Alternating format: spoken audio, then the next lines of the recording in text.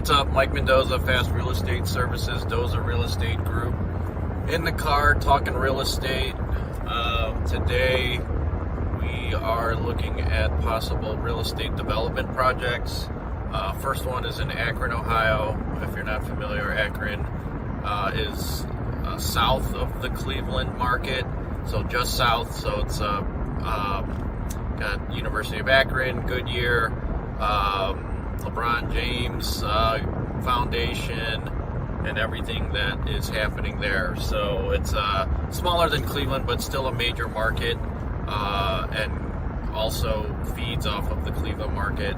So we're looking at a retail opportunity, about 14,000 square feet, that was developed into an apartment development, which all the apartments, senior living, 55 plus community, and the retail space was built on the first floor. So we were brought in to consult and also help them develop the retail space. It's basically a shell. There's walls. The floor is not even poured in yet, the concrete floor.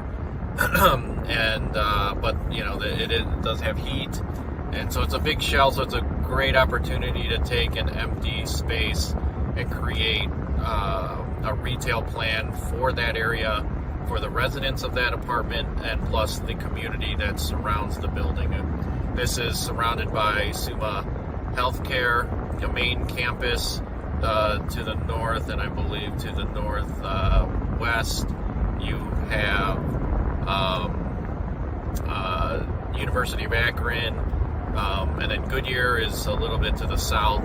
So we're sitting in a pretty decent crossroads area for universities, downtown Akron, Goodyear, the industrial commercial district, and then also neighborhood community in that immediate area. So we're excited about that. There's some things that need to be done, like signage and things. We'll need to get a construction estimator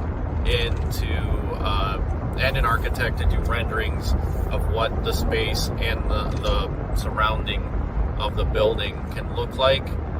There's a patio space out front, so could be opportunities for community gathering. There's property across the street that is for sale that like I envision a food truck park, or again, more community gathering around food and retail.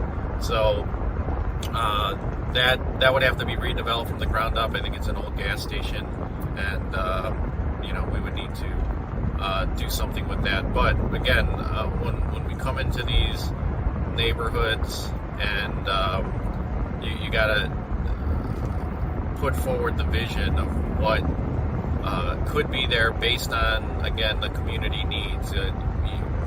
The old adage, if you build it, they will come, is pretty foolish nowadays, especially with the cost of building and development.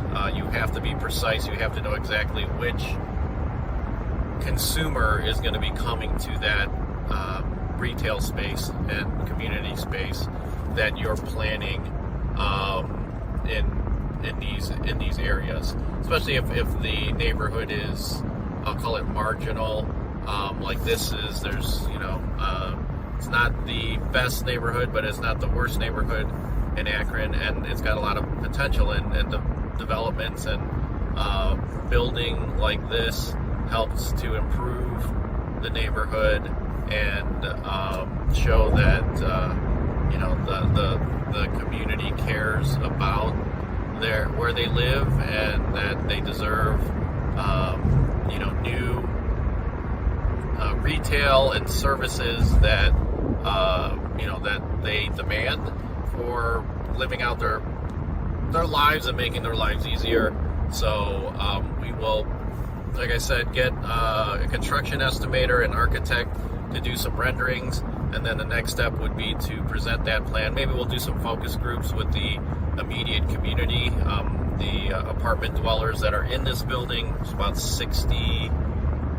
40 units, like I said, 55 plus community, and we'll see what they want. But then there's also a church across the street, another senior living facility across the street, and then fire department is around the corner.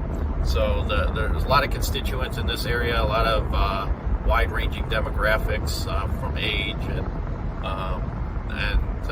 all of the above when we look at different demographics. So we want to make sure that community will benefit, will use this space, and we'll get out more details to you as soon as possible. The second development that we're working on is a residential development in an inner city Cleveland neighborhood. Again, I think some arguments have been made, for whatever reason, there's a lot of people that want to restore historic buildings and to rehab houses in a neighborhood, and which is fine. I think that has its place, but then over the years, I think there's been too much emphasis, especially in the inner cities, to always or to not have the option to build new. Because it may be too expensive, or maybe the perception is too expensive, or you can't build something new in this type of neighborhood. That sort of feeling or idea from different people in the community. And the truth is that people want new. When you want, would you rather have new sneakers or sneakers that were reconditioned? I mean, even though they were classics or whatever, classic sneakers, you want new sneakers. You don't always want to have refurbished stuff.